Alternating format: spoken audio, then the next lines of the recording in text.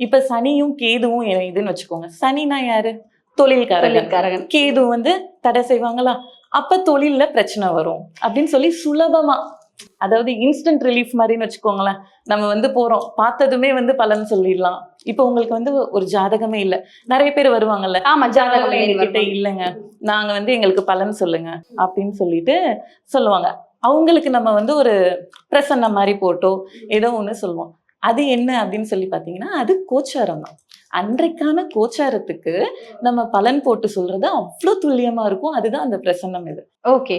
So ஒரு ஒரு ஒரு மனுஷன் வந்து வாழ்க்கையில இதை செய்யணும் செய்யக்கூடாது எல்லாமே தீர்மானிக்கிறது கோச்சாரம். இன்னைக்கு நீங்க என்ன கலர் ட்ரெஸ் போட்டிருக்கீங்க அப்படின்றத கூட தீர்மானிக்கிறது கோச்சாரம் தான். இப்ப நீங்க இந்த கலர் ட்ரெஸ் போடுவீங்க, இன்னைக்கு வந்து என்ன சொல்றது, நம்ம நல்லா சாப்பிட்டோமா, அப்பனா இன்னைக்கு நமக்கு நல்ல சாப்பாடு கிடைக்குதுன்னா நம்ம கிரகம் நல்லா இருக்கு, அன்னைக்கு கோச்சாரம் நமக்கு நல்லா இருக்கு.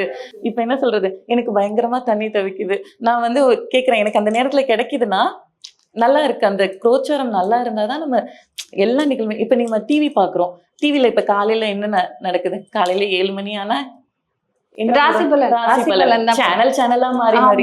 ஓகே, நம்ம வந்து இப்ப வருஷம் நம்ம வந்து சேனல்ஸ் எல்லாம் டிபேட் பண்றாங்க. எல்லா 2 பக்கம் அஸ்ட்ராலஜர்ஸ் உட்கார வச்சு நம்ம கேக்குறோம். என்ன கேக்குறோம்? வருடாந்திர பலன், புத்தாண்டு பலன் கேக்குறோமா? எல்லாமே கோச்சாரம் தான். கோச்சாரத்தை வச்சுதான் வந்து அந்த பலன். அதான் அன்றாட இதுல வந்து பாக்குறது வந்து கோச்சாரம்.